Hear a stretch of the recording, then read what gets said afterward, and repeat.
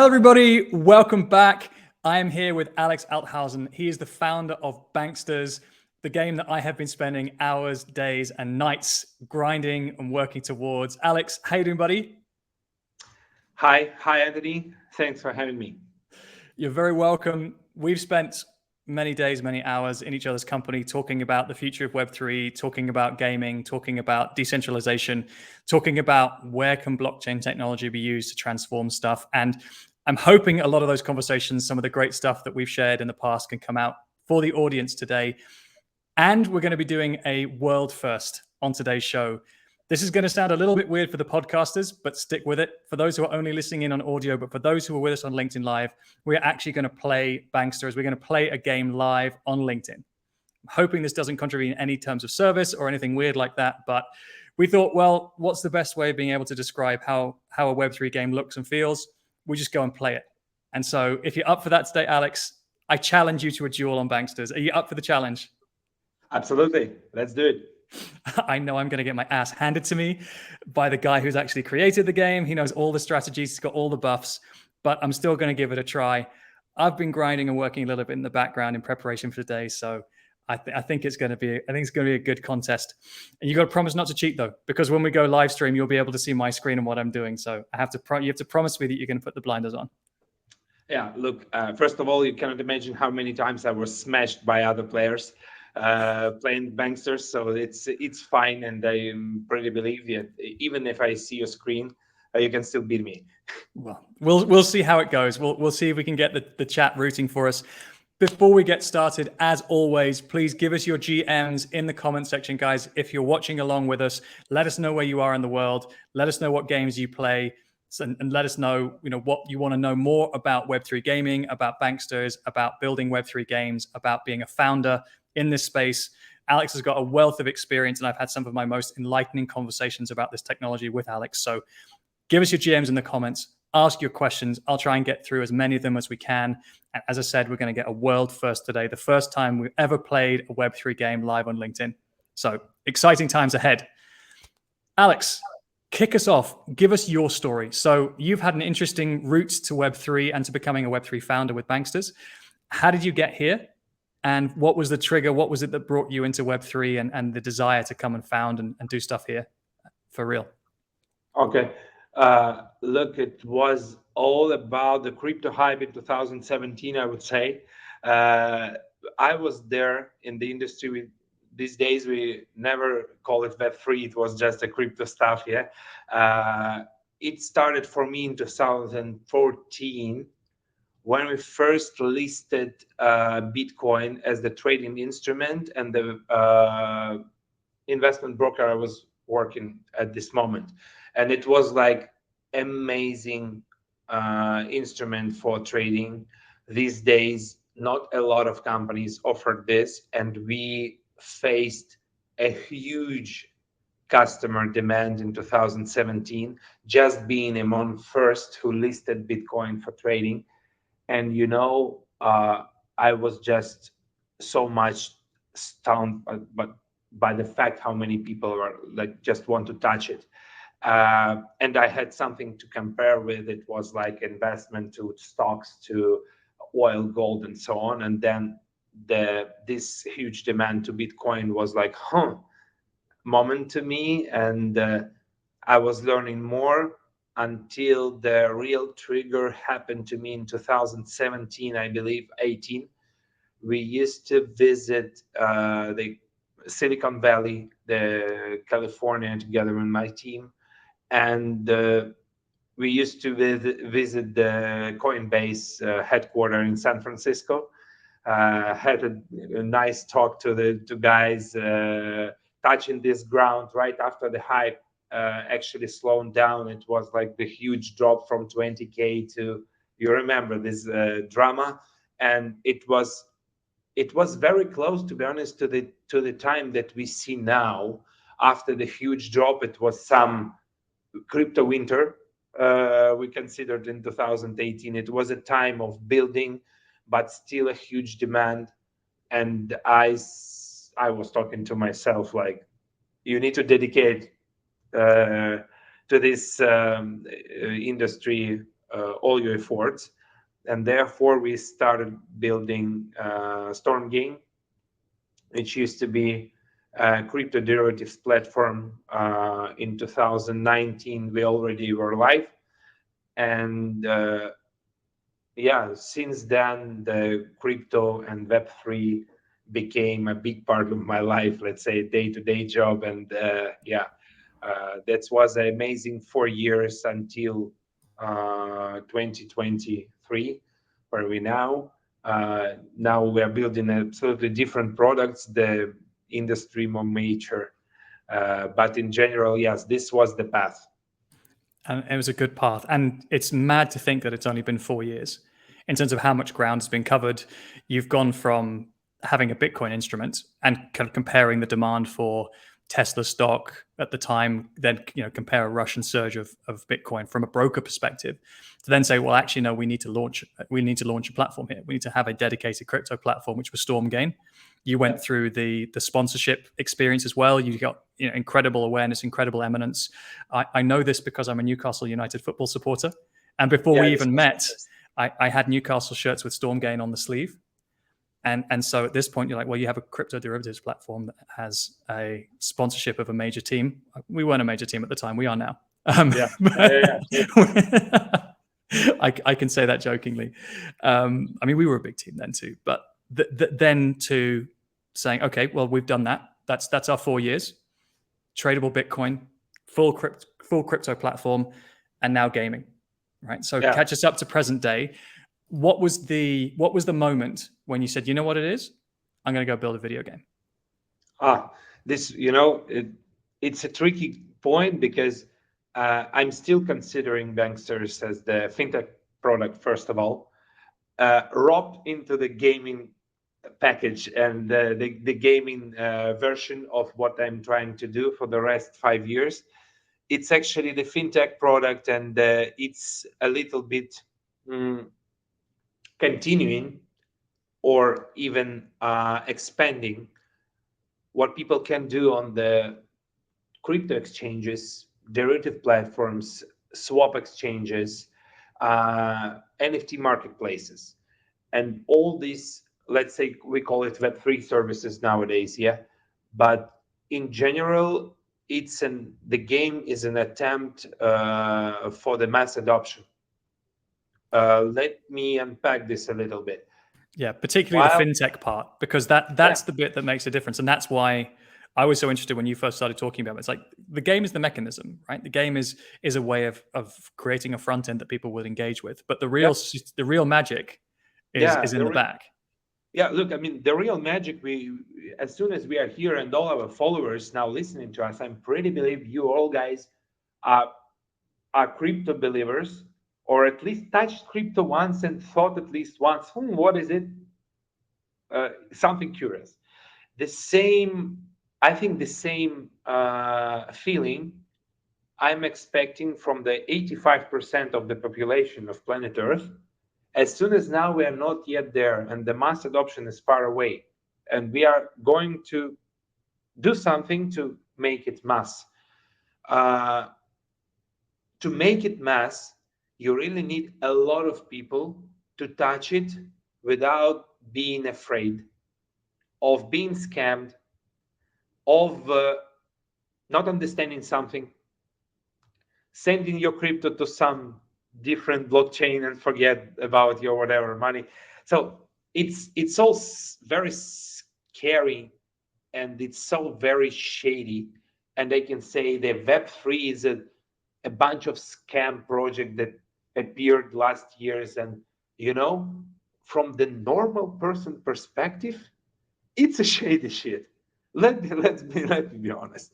And our job is to unpack the technology, to show how serious actually what is underneath of what we are trying to pack as ICO, IGO, IDO on different projects, trying to collect some money.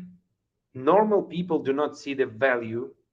That's why they probably scared. That's why the mass adoption is not coming. That's why people do not use it on the large scale, right? I mean, on the everybody. So On StormGain, when we started in 2019, it was something like 50 million crypto users at all, planet Earth. Nowadays, we're talking about 450 million, maybe half billion users. Effectively, on StormGain, we started to resolve this problem. How to give this product to more hands, not only crypto enthusiasts. So not going deep into details, we're able to register 15 million people on the platform yet now. Out of these 450 million at all, like 15 million still significant amount. We were touching like 3% of the whole crypto population.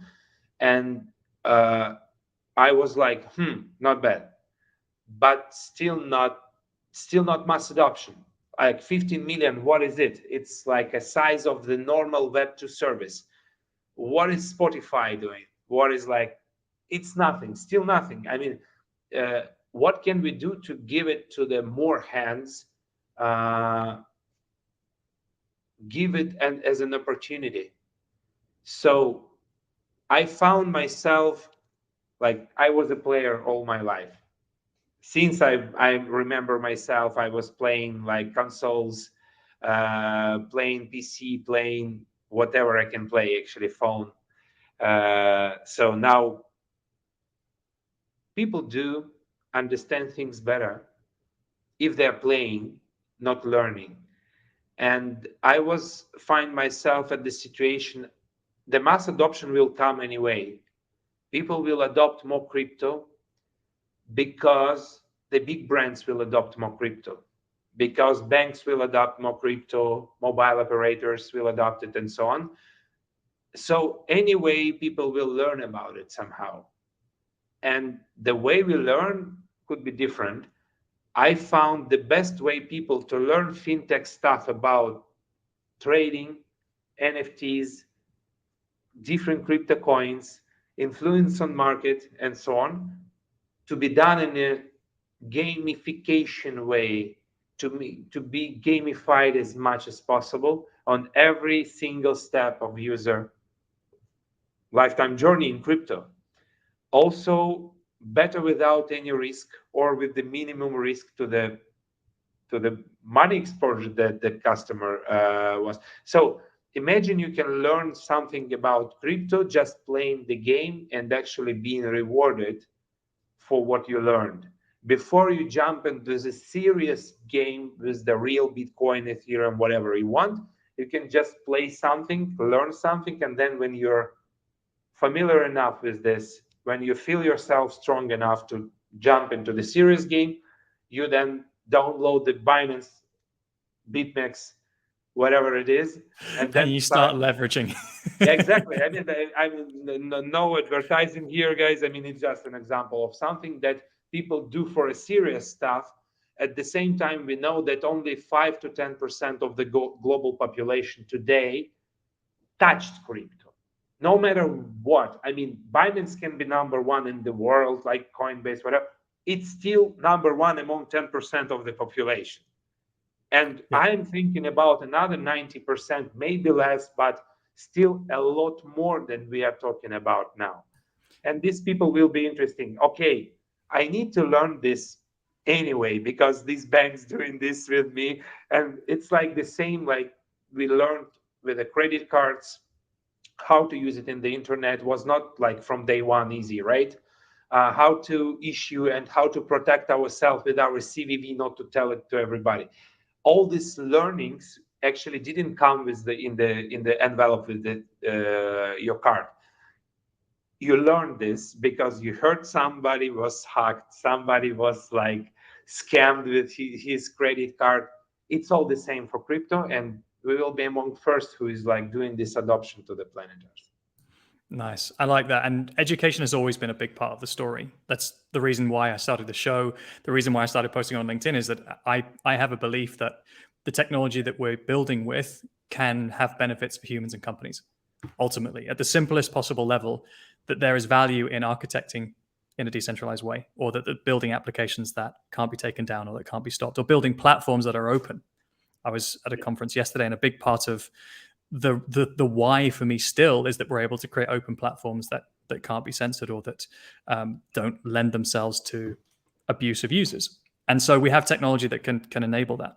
But the point of having a mass adoption, as you describe, is it's not about saying that we have crypto as a speculative asset, therefore you must go and buy crypto because it's going to go up one day.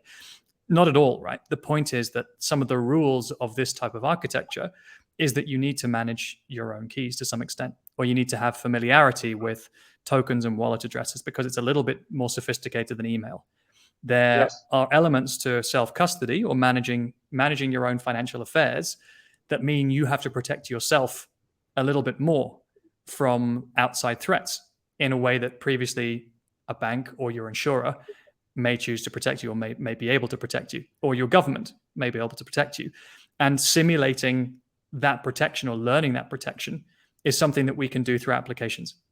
And so was that the genesis moment? Was it a philanthropic mission to help people enter Web3 more easily, mixed with a little bit of DJ and gamer inside? Oh, look, I mean, it's more than that. It's also the financial reasons as well. Not only for myself, for the team, but also for the early players and later players who will join the game to be rewarded. And this is like not so much philanthropic, but it's just the justice, I would say. While I was playing World of Warcraft, sorry again, not an advertising here, but I was always surprised why I cannot sell some of my items if I'm done with the game. If I'm done with my car, I can sell my car. If I can even sell my apartment if I'm done with it. But what happened to my sword, or I don't know, car or something in my game, which I actually invested a lot, not only money, I invested my time, my efforts. I was using bad language several times while achieving this. So means, I mean, it's a part of my soul already, more than just investment in tokens or whatever. Why cannot I sell it? And it was like just, it's a matter of time when and where we came to the point. Then yes, a player is an owner, and we need to educate a player as an owner of everything. But look at Electronic Arts, and all these guys are jumping aboard quite fast, and they do understand that better than do it themselves and charge the commission for the players. Then the industry will kill these AAA brands because another football will appears rewarding players, or another NBA, whatever, will appears. So we can't put that genie back in the bottle now. The ability to try and to have shared incentives as opposed to centralized incentives, or the second you had fractionalization of ownership, or the Fiverr style gig economy, you can't put that genie back in the box. All you can do is improve the user experience to become more competitive, or adopt it yourself. I'm just trying to imagine the strength of the rage quit where you have such a bad day on World of Warcraft that you sell your own car in your apartment because you're so mad at the game. Look, when you are trying in a raid so long and you need a lot of flasks, you're probably selling something from your real world.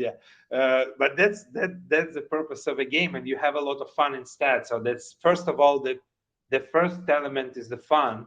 It should be fun, and then probably educative in my case, or in case of World of Warcraft, it's a different story and another epoch, I would say. But another social element inside, definitely there is. For our, let's not call it philanthropic and call it like the normal world.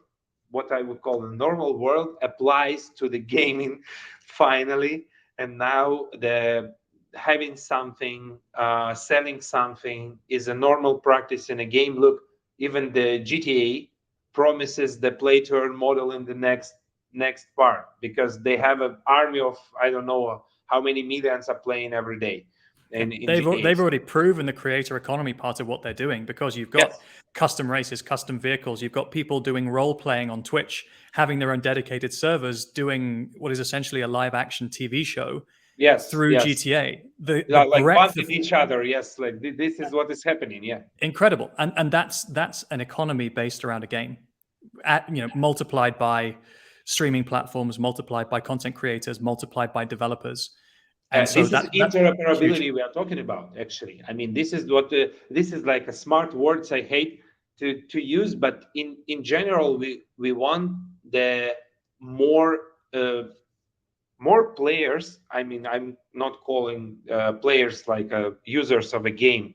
More players join the opportunity. I mean, like you said, the video streamers mostly care about the advertising they can sell.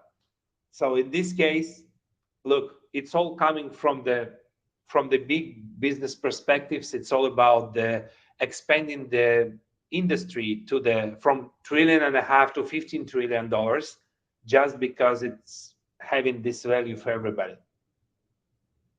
And if you look at the studios today, we're not at the beginning anymore, right? When we had Axie Infinity or DeFi Kingdoms or some of the early kind of not particularly high fidelity, but games that were making use of DeFi mechanics in the back end and just putting a slightly clunky front end.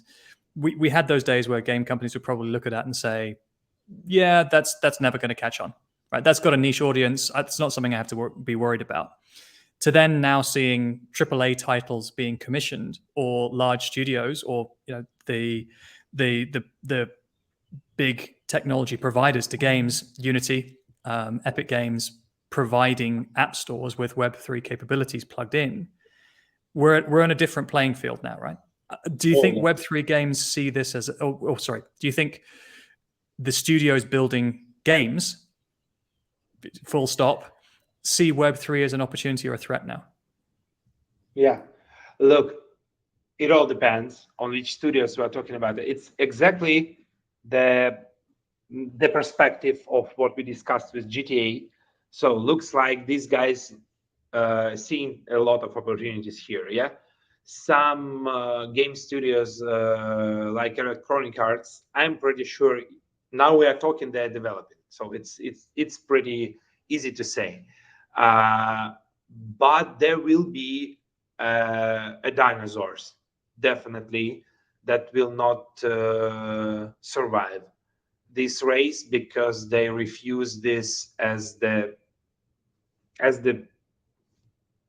let's say the basic the new basic, status quo. Yes, the new status quo.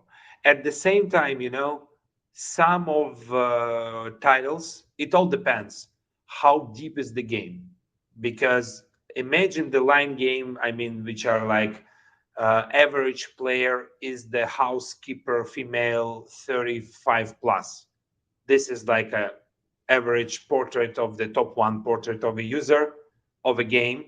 For these games, maybe there is no so big threat. In case of Web3, they should not consider, because it's a time killer. It's probably like you have 3 minutes, you do it, you then close it and disappear. You have no progress, you have no interest, you just continue doing the same mechanics. Probably for this kind of games or time killers, Web3 is nothing to play with, or less opportunity it opens. But when we are talking about something where player is having empathy to what he sees on the screen, it could be a hero he's playing with, or it could be Axie Monster is also having some empathy. It could be cute. And yeah, it also played a huge role for this. People were choosing not only by traits of these monsters, but also how cute is it. And that's good. That's also unpacking a lot of economy here. Yeah, it's like comparing the 90s or 2000s version of this would be to have posters of video games on your wall. Right? So when you're in your bedroom, you have a picture of Diablo, or you have a picture of FIFA 2021 or whatever else it is on the wall. Nowadays, actually, you can take some of that IP, you can make it portable. You can bring that IP with you into other platforms. Yeah. At worst case, you can look at it in your wallet, which maybe is not the most immersive experience, but it's only going to get more immersive over time. Yeah, I totally agree with you here. Here we have a huge opportunities for everybody, for for all players, especially for the deep games, for games with the graphics, for games with the plot behind, or something like at least allows user to spend more time having more fun, pump the character, level it up, and so on and so forth. Then we are talking about serious benefits for those who are playing and who is around this ecosystem. Yeah, the economics are not always complicated either, because as a game developer, you want people to engage with your game. You want them to either have spent time building it, which builds rapport or builds interest. Maybe at some point it requires in-game purchases, at which point there's a value exchange to allow the person to progress further down. And if at some point you're done with that and you want to trade your levels to somebody else, at least the game developer has had somebody work their way through sufficiently to then be able to get their return on investment. Right? You as a player have committed enough to the game, have maybe purchased or provided an exchange of value, at which point the game developer is like, that's sunk, that's good. I'd love more people to play the game and to play through, or to want to buy through, if that's part of the commercial model, because that's how we make money. That's how we return the cost it took to make the game or to add new content. But if somebody's been through that level, and providing that it's hard enough that not everybody's going to get to that level and start selling back to more junior players, the economics still sort of makes sense. Yeah. Although that is still a complex economic equation in terms of how much do you make it hard to get to certain levels, how much value is then attributed to that particular item, which could be open market, and then do you choose to take a secondary market cut of people who sell their content, because that's a big part of the marketplace economic design as well. Is the marketplace is owned by the game developer, and so even if you're choosing to transact back, the game developer gets a cut of how much you sell it for. So there's still a way to capture money even on that open market type. Yeah, that's absolutely so. We can see it everywhere now. It's everywhere. For the small cut for the game developer, today we see the new wave of this blur. You see this zero royalties to creator, and now the market is playing with this new state of like zero royalties to creator, which is, again, from one perspective, when we are talking about art or music, for me sounds weird, because these people who create something need to be rewarded for this. But if we are talking about the game and that selling NFTs as the way to promote an easygoing entrance to the game for customers, and then the game developer sacrifice the royalty for this purpose, I'm considering this is okay. So this probably can work in my case, because the first token sale, we would probably do the gas fee, or we will sponsor this for the players but only first time. So, but this is could be an instrument for marketing as well, a relatively cheap instrument, because it's Nice. And yeah, if you're starting to then get into maybe some of the hindrances to the user experience. We already talked a little bit about wallets. Then you've got blockchains have, as part of its economic security, the requirement to pay for transactions to prevent against denial of service attacks, to prevent people spamming the chain. There is then, as a result, a fee, a cost to spam the chain. And the question is, if you're going to use that infrastructure, do you as a game developer want to charge the user every time something happens meaningful in the game that it requires the wallet? Do you want to charge them for that, or do you want to make that fee free? And so then there's just a requirement to think about, maybe not the technicalities of that, because you can do gas-free minting. That's relatively easy to do on most gaming-focused chains now. The question is, how does that impact your economic cost as a developer, right? If you can scale, imagine this, right? When Facebook and YouTube were taking off, the reason, and Twitter as well, to that extent, they knew that there was going to be kind of a forward projected cost of the amount of content they have to store, the amount of cloud and compute that they would need to use. And so for the number of users and then the number of tweets or the number of messages or the amount of content, you could predict forward revenues versus costs. The same is also true of gaming, right? So as you're projecting forward, I believe that the typical game mechanic for us, or the typical journey for the gamer, is this many actions through this many levels with this many transactions. We can have high and low ranges for gas fees, and then we make an assumption on what that's going to cost. Mm-hmm. If that fits your model, run with it. If it doesn't fit your model, or if you're working on a chain that has particularly volatile fees, that may be a less positive story for you. Yeah, I agree. Here, it's a matter of choosing the right blockchain for sure. And to be honest, it's a matter of not putting every single step of the player to the blockchain, because it makes no sense at all. First of all, for the player, and we will never see. Probably we will see some niche, fully Web3 games, which is like every single step is like recorded on the DLT, but I don't see a purpose of this because it's expensive and not needed. Nobody is asking us to write down every single step to the blockchain. We need to write on the blockchain the most important things, which are the ownership, changing the ownership. We need the money flow to be written there. We need some economical states to be there.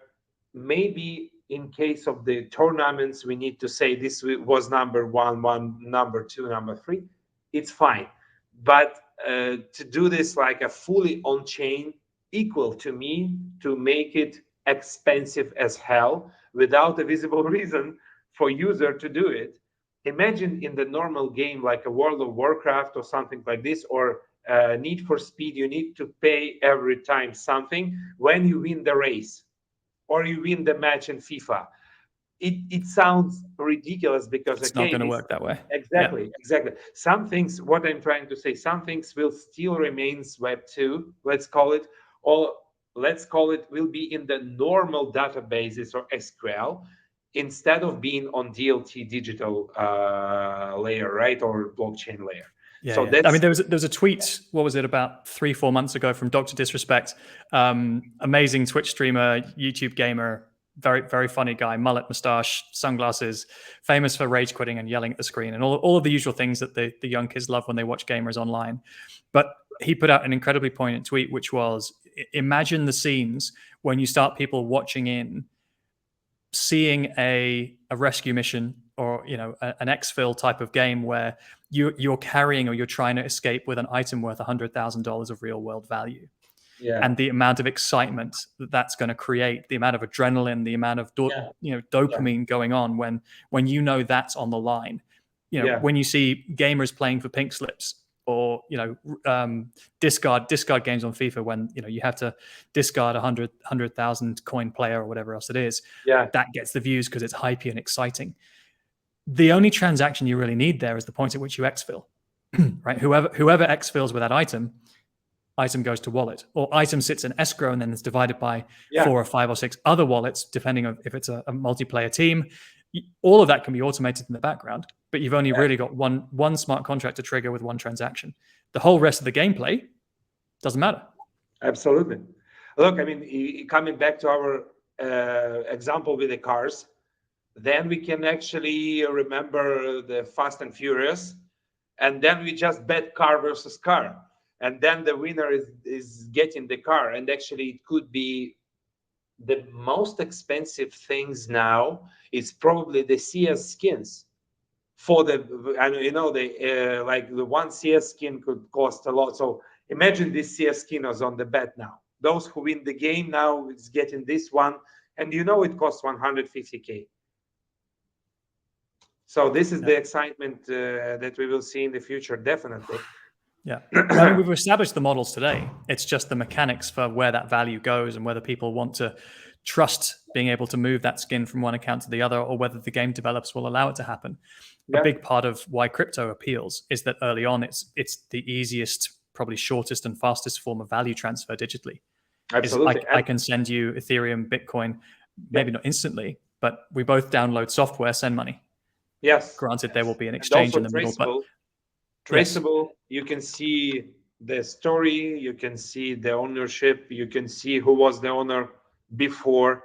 Like with all these monkeys now, a lot of analytics, like who was using, how many times it was sold before the before now, and what was like a price. Is it an original owner one, or was, you know, Exactly. how much has this, how much has the value of this dropped? How much money has been lost on this ape over Exactly, time? exactly. Which It's is a good and bad as well, right? Let's be clear. There's some dangers or there's some downsides to that as well, in terms of protecting anonymity if people wish to remain anonymous, or you know, what you can correlate from transactions related to those things. You know, if people know who the winner of that particular game was, and they then know who that person's wallet is, you can make other inferences as to what happens with that wallet, who they transact with, and then you can probably do more tracking, tracing, and open up negative effects to those people if you can start seeing their wallets, right? So we've got to be careful. Yeah, sure. The industry goes this direction definitely. You can see it like from the last conference I visited with Vitalik Buterin, like the two theses from this guy from the scene was, like, first one was the social recovery for the keys is good. It means that what we are stand to with our banks and other applications, if you lost your password, you have a recovery password, the procedure, you need to prove that you is you, but then you get your password recovery. The same will be in management of our keys. All these 12 words, 24 words, seed phrases, all these complications will go beneath. All you need is just to type your password and remember this forever. Then you will just get the access anytime to your wallet if you have this password. So yes, it's the same, like security reasons people do this simple passwords, but at the same time, we did a lot in case of security of the Web2 stuff, of the recovering account of Google or Apple or something. It's, I do not hear every day from my friends or like somebody stolen my Apple account or I cannot restore it back or something like this. So there are already established layer of security, and we need to put Web3 in the same, like, or all the best practices from Web2 to apply. As close to it as we can, for sure. And so as you were there with Vitalik, ironically, the reason he created Ethereum was because of his frustrations around World of Warcraft. Right? Yeah. I think it was World of Warcraft or one of Yes, those yes, where yes, yes. He was, and the soulbound tokens and so many things he brought from this these purple things in World of Warcraft that you cannot sell. Once you get it, it's actually tied to your account, and then it's it cannot be sold. And this is like he's coming to the soulbound tokens, so called as. there you go. A lot of Blizzard ideas nowadays. Yeah. Ethereum came from gaming. Who knew? Or at least for those who didn't know, now you know. Yeah. Did you ask him for any advice around Banksters? Did he have any sagely wisdom for you as you guys were hanging out? It's hard to catch him these days. I mean, he's very like a VIP person and having a lot of bodyguards, especially in Montenegro. Yeah, so it was funny. So look for the next thing that he mentioned. Important one is the proof of innocence. The new topic and the big topic for the next, I would say, 5 years of establishing a regulation path, establishing the normal framework for transaction checking, the black market, money laundering stuff, terrorism, and so on. It's obvious that all the blockchains, like if Vitalik is talking about this, that in some updates of Ethereum, we will see this proof of innocence, and then all transactions by default would be white or black, or maybe gray one that is like considered as black. So that's probably what we are going to see in the nearest future. In this case, like make it simple in case of wallets management, seed phrases, all this stuff. And second, be ready to be transparent, because what we are now doing and all this wild west will definitely wind down in a few years, and that's good, because look, in your credit card operations, you are pretty happy to be fully transparent, right? If you pay your Google Pay, you're not considering like you had a hidden transaction to your Tinder account.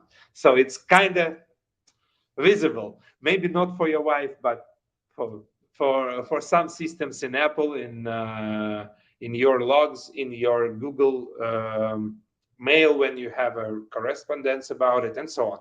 So there are some traces. I didn't think we'd end up talking about my Tinder account today, but I've been exposed in 4K. Yeah, Thanks for that, Alex. I appreciate you. It's time to battle. Are you ready for this? First absolutely. ever, maybe in LinkedIn entire history, first time we're going to do live gaming on LinkedIn. This is my moment. I was never going to be a Twitch streamer. I was never going to be a YouTuber, but maybe I can just live a little bit of my younger life out through LinkedIn Live. So here it is.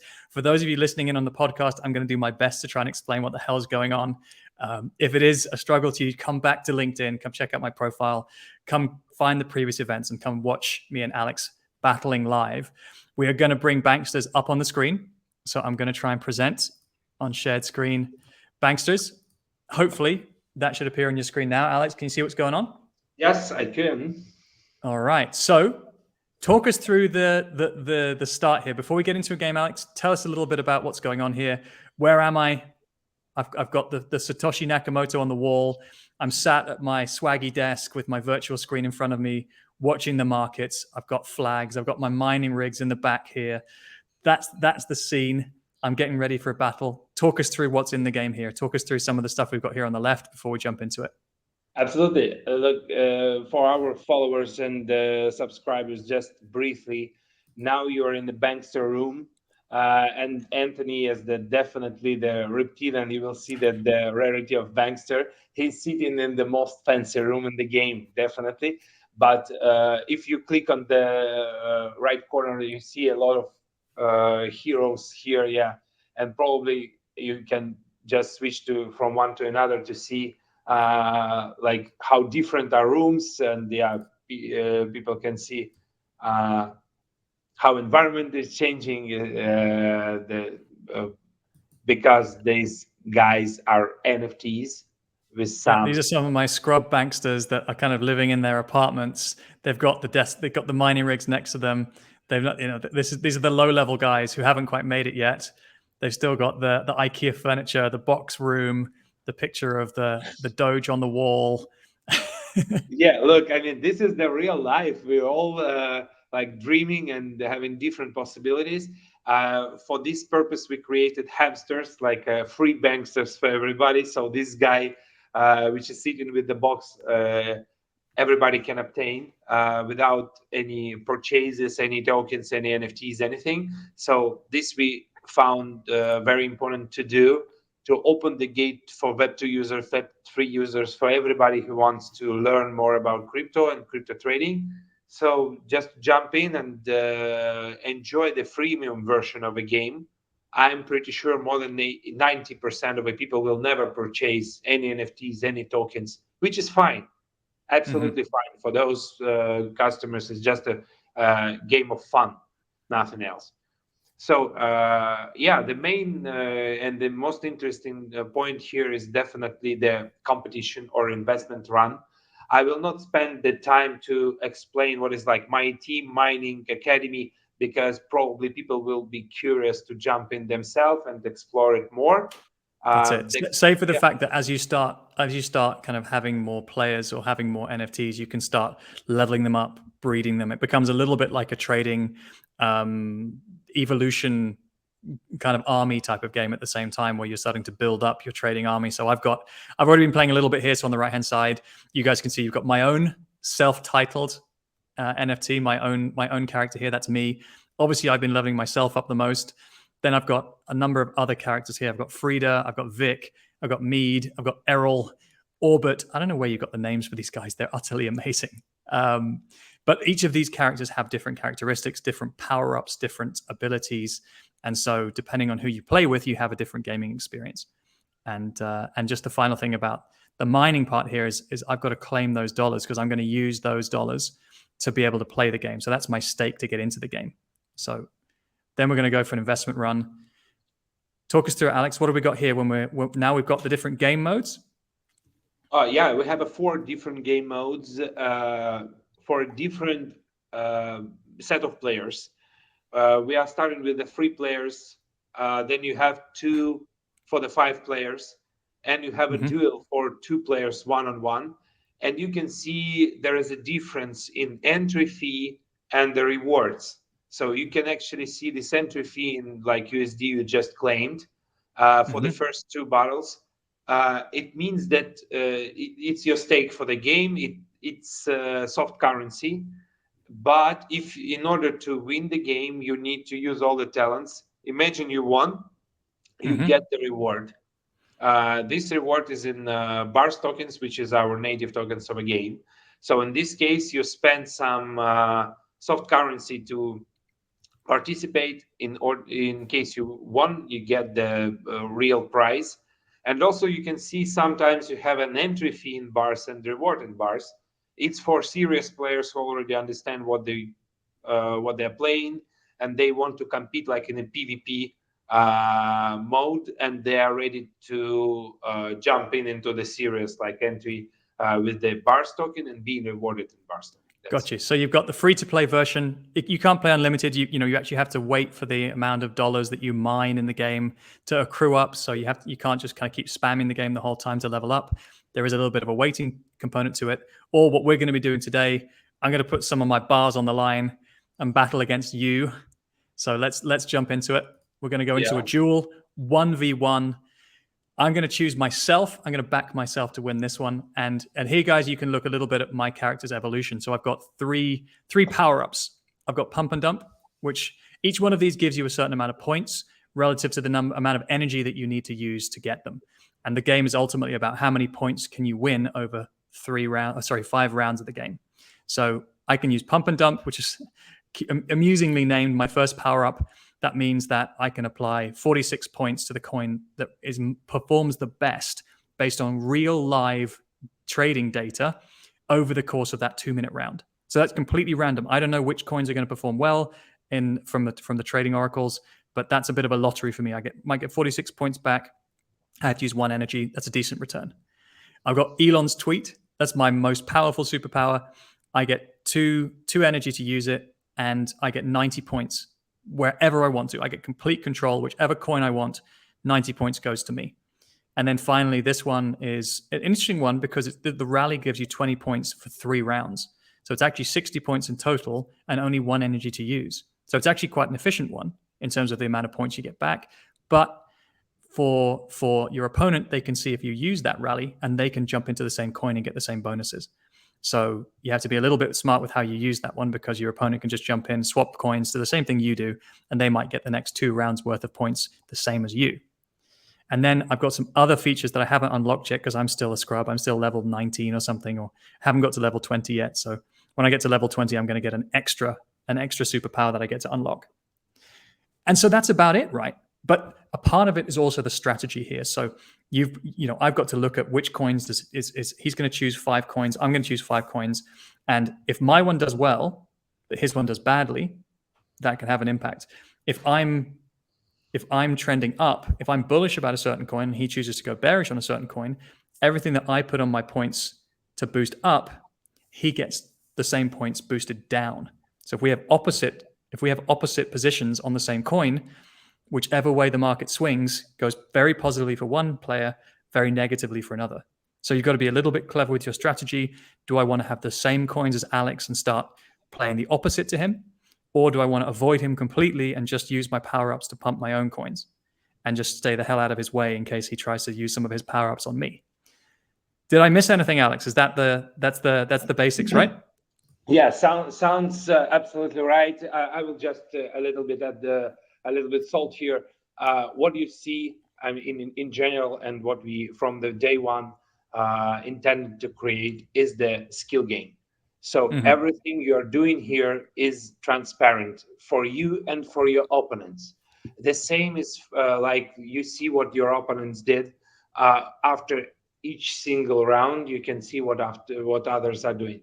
You also see how much does it cost in advance and how much it brings you if you use this card in advance. You know the entry fee in advance, and you know the price. Like now you can see it's all on your screen. All these elements, it's like by design we created to make it a skill game, and in order to avoid any possibilities of a chance here. Even the talent you mentioned, like a pump and dump, which is you don't know to which coin it applies, and it brings some possibility. It still can bring the possibility to your opponent. It means that it's like equals your chances that it's all balanced to be a skill rather than any like you cannot make a hit here. You cannot miss the hit like in Axie Infinity. Sorry for the like the rhymes, but Yeah.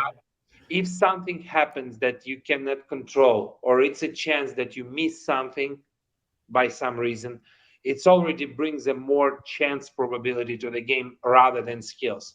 We are building game of skills because we have a mission of this of education. We have a mission to show people what is actually going on, and in our case the whole thing should be walking, talking, and doing the transparent things. So All that's right then. the only thing I wanted to add. And yes, we have a different talents, but we are very balanced in what we are doing. All right, let's see how we do. I've been loading up on gamer subs before this, so my nootropics are on point. I'm fully hydrated. My concentration is at the max. What I do have to say is we are live streaming this now, so you can theoretically see my screen, but I'm going to ask that you make sure that you jump onto a different tab so you don't see what I'm doing, and try not to listen too much to what I'm saying, because I am also going to be voicing my tactics out loud while people listen in on LinkedIn Live or listen back to us on the podcast. So this is the first ever live and then audio voiceover of gameplay on LinkedIn Live on my channel. So let's get into it. I'm going to click continue. I'm going to go into a duel. I'm going to see who's there. Before I do that, I've got to select my instruments. Obviously, I'm picking Cardano. I'm going to have Polkadot as well because I've got some love for the Polkadot community. Ethereum and Bitcoin are the classics. And then the question is, what am I going to go for next? I've got to pick 5, and these are the instruments I'm going to start with. These are the coins I'm going to start with. I'm going to go with Monero. We love a bit of privacy as well around here. So that's my first 5. Always do your own research. This is not investment advice, guys. We're just playing a game here. Full disclosure, we're just having we're having a play with a game that makes use of live oracles of crypto data. This is not trading advice. This is not which coins to buy. These are just the ones I want to start playing with. And it will become obvious to you in a minute that the coins that I choose, it doesn't necessarily matter which ones I choose. It's more about the strategy that I play against Alex. So let's go. We're going in. The duel has started. 3, 2, 1, and we're in. So we're up against Driscoll Bloomberg, Alex's alter ego. First thing I want to look at is I want to look at the coin mixes. So he's got some of them the same as me. So he's picked Monero and Polkadot, same as me. He's also got Solana, Litecoin, and Ripple. So for the first thing, I do not want to start applying power-ups to the same coins that he has, because he's going to get the same boosts that I do. So straight out of the gate, I normally like to use my Elon's tweet on something that I have that he doesn't, so I can get some nice early points on the board. And then I want to think about my next strategy. I'm happy having the same coins as him for a minute, but I do want to get to a negative position on something because I want to be able to start trading against him. I want to use my power-ups against him. I back myself, so I'm gonna turn Polkadot. I'm gonna swap from bullish on Polkadot to bearish, which might give me the opportunity to start using my power-ups against him and start taking some points. I'm also going to apply, I don't know, the pump and dump feels a little early for that. That gives you points to the coin that achieves the best performance. It feels a little early to that for me. So instead, I'm just going to grab 3 rounds worth of rally on Bitcoin because he doesn't have that either. 4 seconds to go in the round. It's about to end. Power-ups have been applied. Let's see what happens. Wow, he had a massive round. So at the moment, he's got 169 points to my 102. Let's see how he got them. He put it all down on Solana. He put a rally. He put a Vitalik's buzz and also a hype. So he put it all on one coin in that round. Now, what I do now know is that he's got 3 rounds worth of rally on Solana.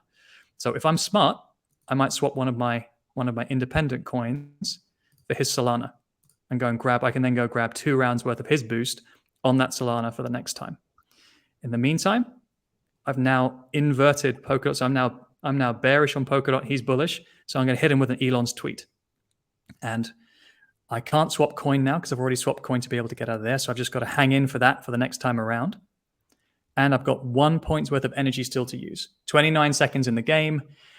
Are there any other obvious moves that I can play here? I could probably pump and dump possibly on Monero. That gives me 46 points, the one that receives the most. The highest trading coin in this round is Monero, but he's also got Monero, so I don't want to give him free points. So I'm going to hold off on that for the moment. I know he's come hard out of the gate. He's used 3 power-ups in 1 round, so I think he's spent. I don't think he's going to do too much in this round. Don't have too much to defend with, so let's see. All right, how's it played out? So I've now taken a bit of a lead. I'm now 197 points to his 125.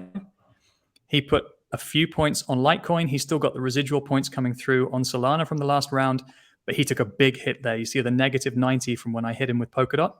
Now he's been smart.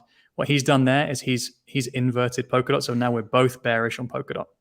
I'm getting those extra Solana boosts. He's getting some of my Bitcoin boosts though, which I don't like the idea of.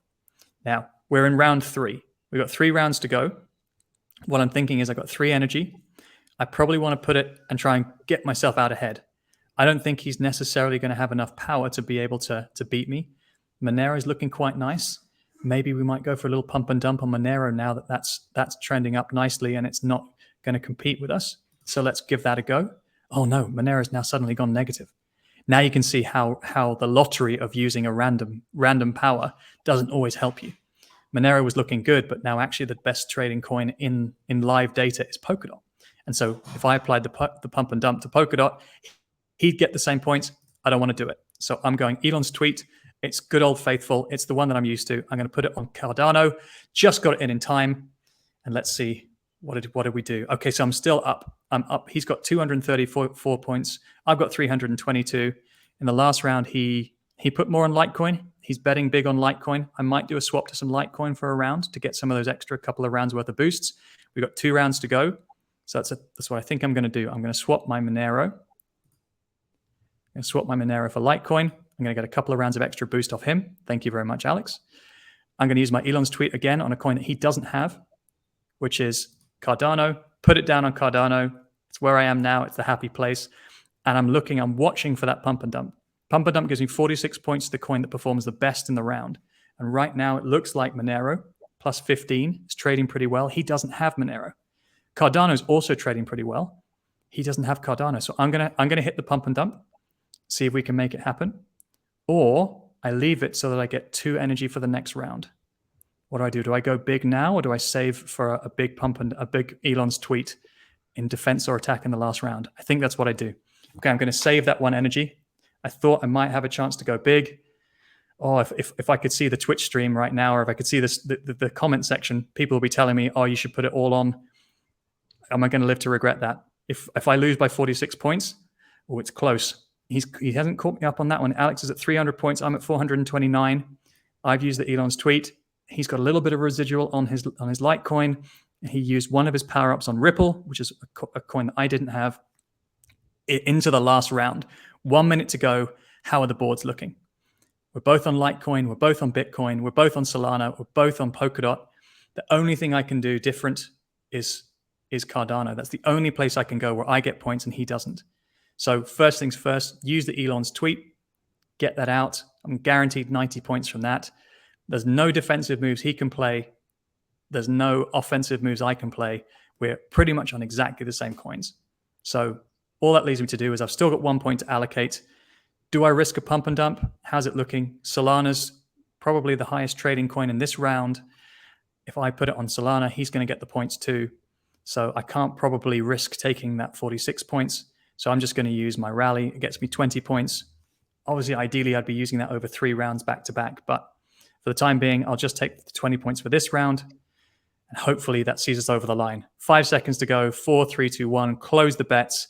How did it look at the end of the day? And there we have it. 330 points to Alex. 531 points to me. We have taken the victory. Alex, how are you feeling after that? Look, I mean, congratulations, my friend. That's it. I think you may have taken it easy on me there, my friend. Time for this. Look, you have your 45 bars as a prize, which is, yeah, nice. I'll take it. First place, 500 points is not necessarily my highest score of all time, but I got some XP.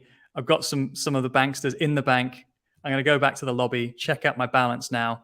Looking pretty nice. I'm going to claim some of my extra coins from mining so I can put those into my next round. I've gained some XP up at the top here that I can work towards getting some extra mining boost later on that allows me to play more games. And I think with that, we'll come back to the conversation. Thank you for the game, Alex. I appreciate it. Look, I mean, you kick my ass, like I told you. I mean, all the time I'm playing now with the real players. They are easy to beat me on the things that I spent some time to think about and create. Yeah. Any feedback on my game style or my play style there? Would you have handled any of those things differently? No, look, I mean, first of all, it's you're good. It's no doubt. You found yourself already with two main strategies. It's more than two, but yes, these two are very bold, and you can play with these cards with your set with the cards better if you avoiding. But there are some set of talents and traits that you will probably try to chase or to repeat somebody's choice and then use your talents because this works better. So it's all depends on your bankster and its talents and so on. So it's worth to try different tactics and so on. But in general, yes, it looks like chess a little bit. And to be honest, I would a bit disagree that it doesn't matter which coins you are choosing. Depends on the market conditions. I found it 50-50. It's like sometimes talents is more important which one you used. Sometimes it just doesn't matter which talent you are using. It's just the wrong choice of a coin. You get the wrong result. You like trying to change it with your swap coin or swap position, but you can do it only once around. So it's kind of not easy. And then it's like easy to your opponents to get the benefits just because they were smarter by choosing this. Yeah. I've had nights playing games. I don't know if you remember, probably a month ago or 6 weeks ago, Ripple was just doing something ridiculous. There was a huge amount of kind of interest or hype or concern or something around the SEC and Ripple. And that night, Ripple's performance was just going off the charts, ridiculous. And so, depending on different rounds, people were jumping in, getting like 500 extra points, like my entire game score in one round from the market just going absolutely nuts. And I guess that's part of the fun. And what I didn't kind of show people there when I do play the game is I also go and have a quick look at CoinMarketCap and look at the kind of live performance of some of the different coins. Again, with a view of saying which of these is likely to be most stable, or are any of these outperforming the market, so I can jump in on those and get the extra points in the game. Yeah. Again, for the sake of the game, for the points. This is not trading. This is not my own money on the line, but this is me sweating hard on the game. Everybody is doing the same. We got several YouTube reviews of the game accidentally, like people did it by themselves, and they was like, I will now just go to my crypto exchange and see if this data is real data or not. Look, guys, it's a real data. And the best of it is that you can add on top of the real data your own influence. And it's actually a part of your learning curve as well. Because when you see the Doji as the asset, and you're probably thinking about investment into meme coin, you need to know that there is a guy called Elon Musk that is changing the logo of Twitter from the bird to the dog, and boom, you have like plus 20 points to Dogecoin. This is what's happening when you're using Elon's tweet in the game. So with this analogy, we're trying to show the so-called fundamental analysis, because there is a technical analysis when you're a little bit playing with the charts, trying to draw there's something like a resistance or lines or something like this to understand this from the technical standpoint, which we also will be able to explain to people. But the fundamental part is most fun and most interesting, because yesterday Gary Gensler said something, today a lot of projects got minus 20%. We're not talking about Gary. We're not here to talk about Gary. This is the life. If not him, then somebody else. We have these fundamental things every day. We need to be prepared, and it's great that through the game we can actually learn people what's happening in the world, how it's actually influenced, and make them a little bit fun while ruling, while doing this instead of Elon Musk themselves. Nice. Well, look, thanks for jumping on and gaming with me today. I've achieved a little bit of a life's goal. I now feel like I can tick the Twitch, YouTube game streamer box. It's never going to be me, but at least I had a bit of a go at it. Hopefully those listening in on podcast, that wasn't completely weird to listen to. We kept the energy up. You followed through. And again, if you want to come back and check out the live stream, it'll stay up on LinkedIn so you can watch what was actually happening, and or go play the game yourselves. So Alex, how can people find out more about Banksters? How can people go and jump in, have a play themselves? Easy peasy. We are still in beta. It means without any investment from your side, guys. You can just try it on banksters.com. You just go there, you play the beta version of the game. You just having pure joy, understanding of the game without any investment from your side. Nice. And there are bug bounties out there for people who want to help with user experience, with the code, with the gaming experience. So people, there's going to be rewards for people in real money as opposed to in bars. It's still there, absolutely. Look, first of all, we have a leaderboard championship every week. We have this for real USDT, for real money. So we reward our players for being active on the platform, giving us feedback and so on. Second, like a small teaser, soon, very soon, we are going to have the first ever Launchpad token sale and NFT sale. And before this, we will reward our active users with the bars tokens, with NFTs. So be active, do your stuff, do what you do on the game, tell your friends, and wait for bigger news, and you will hear more about Banksters soon. Exciting things to come. Thank you, Alex, so much for joining us today. Thank you, everybody. We did kind of answer some of the questions in some of the conversation we had, a little bit about the technology, a little bit about how large organizations or game developers looking at this technology, looking at Web3. And so hopefully for those who did ask questions in the comments, we managed to cover some of them. Shout out to everybody who is giving love. Shout out to the women in Web3 in Switzerland who I met yesterday. I see some of you guys in the chat. Shout out to Pedro. I see you from off-chain and here in Lisbon. I see you. Shout out all the others who were giving the GMs from around the world. We had Sweden, we had Turkey, we had USA, we had Switzerland, we had Portugal. A whole raft of the world covered in the show today. So thank you, everybody, for listening in. Alex, thank you so much for taking your time, and stay safe out there, my friend. Thank you for having me. Bye, guys. And good luck next time.